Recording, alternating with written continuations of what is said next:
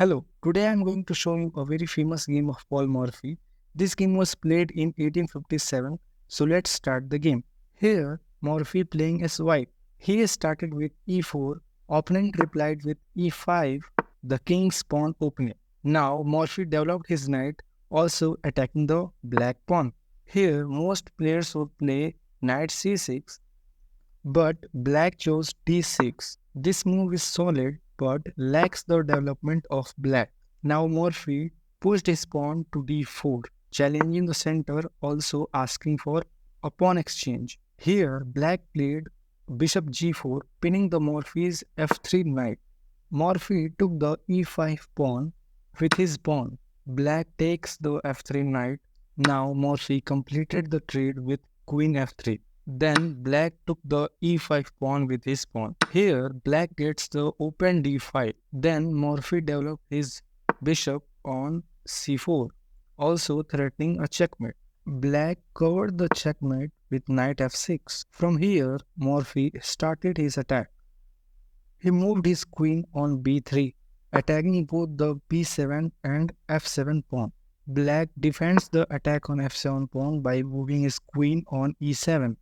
Now, most of the players would take the b7 pawn trying to win the rook. But Morphy didn't do that. Instead, he developed his knight on c3. Now, black gets the chance to defend the b7 pawn. He pushed his pawn to c6. Morphy developed his other bishop on g5.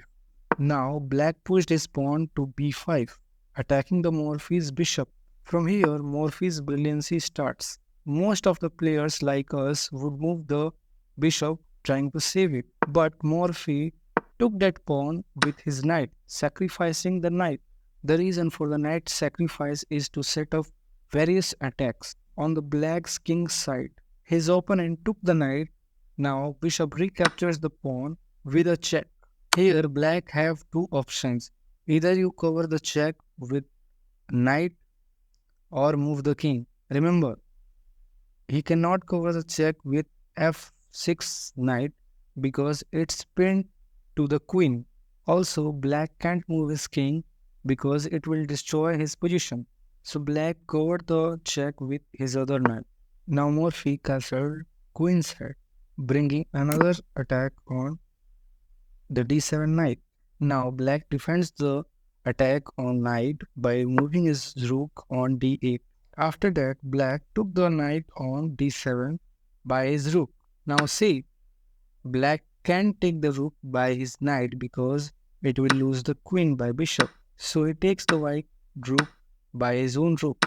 White did not just take the rook immediately, but he moved his rook on d1. Now there is a lot of pressure on the rook. So black played queen e6, unpinning the knight. Now black knight can defend the rook. But black didn't know everything was going as Morphy's plan.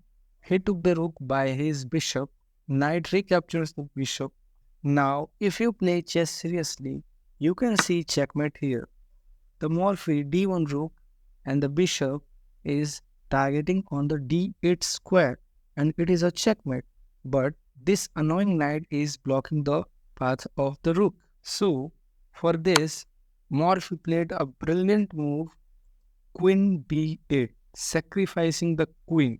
Now see, the knight is forced to take the queen. He has no other move. After the black knight took the queen, Morphy played rook d8 and it is a checkmate. The game is over.